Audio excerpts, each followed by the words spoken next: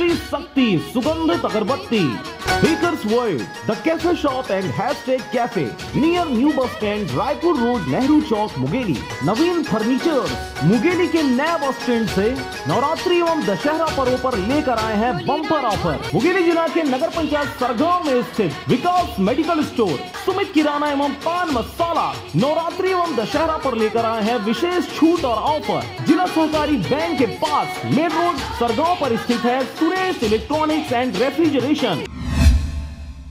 खबर है मुंगेली जिला के लोरमिक क्षेत्र के चेचानडीह का, जहां पंचायत के जिम्मेदार व्यक्ति ही अपनी जिम्मेदारी निभाकर शासन की योजनाओं का पात्र लोगों को फायदा दिलाने के बजाय उन्हें योजनाओं से वंचित करते, जिंदा लोगों को मृत घोषित करते नहीं चूकते हैं।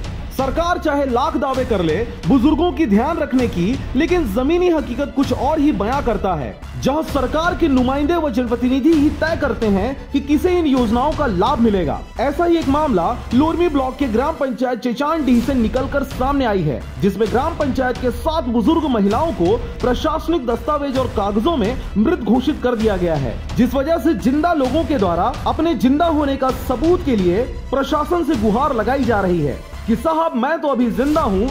पूरा मामला वनांचल आदिवासी क्षेत्र के ग्राम पंचायत चेचानडीह का है, जहां के वृद्ध महिलाओं को सरकार की मूलभूत योजनाओं का लाभ न मिल सके, इसलिए पूर्व सरपंच के द्वारा पंचायती चुनाव द्वेष के चलते सरकारी रिकॉर्ड में उन्हें मृत बता दिया गया। जरा भी इन गरीब लाचार महिलाओं के ऊपर इस सरपंच का दिल नहीं पसीजा, और आलम यह है कि आज उन वृद्धाओं को अपने ही जिंदा होने का सबूत मांगने के लिए दर दर की ठोकरें खाने मजबूर हो रहे हैं। वे अपने जिंदा होने की उम्मीद लगाकर प्रशासन से गुहार लगाने मजबूर हैं।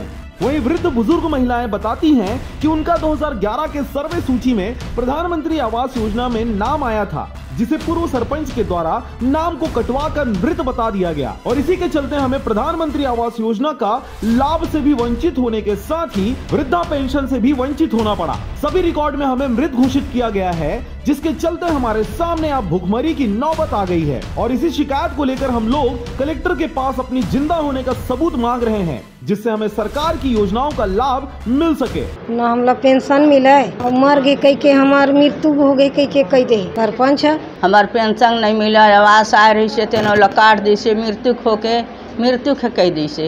अब हम जिंदा हैं साहब, अभी जो नवा पंचायत ला पता होई से तो पता करी मृत्यु हो गई से कह के नहीं मिला, कुछ नहीं मिले, मर गए कई दिन है, तो वही समस्या लेके पहुँचे हैं हम। इस मामले को लेकर डिप्टी कलेक्टर रजनी भगत ने बताया कि उनके पास एक शिकायत आया है, जिसमें बुजुर्ग महिलाओं को सरकारी रिकॉर्ड में मृत घोषित कर दिया गया है। उन बुजुर्ग महिलाओं का रिकॉर्ड दुरुस्त करवाया जाएगा, और जो पंचायत प्रतिनिधि दोषी होगा उनके ऊपर उचित कार्रवाई करने का आश्वासन दिया गया है। इसमें यह है कि 4 महिलाएं जो आई थी, उनका कहना है कि हम जीवित हैं, बस इसी का उन्होंने ज्ञापन दिया है।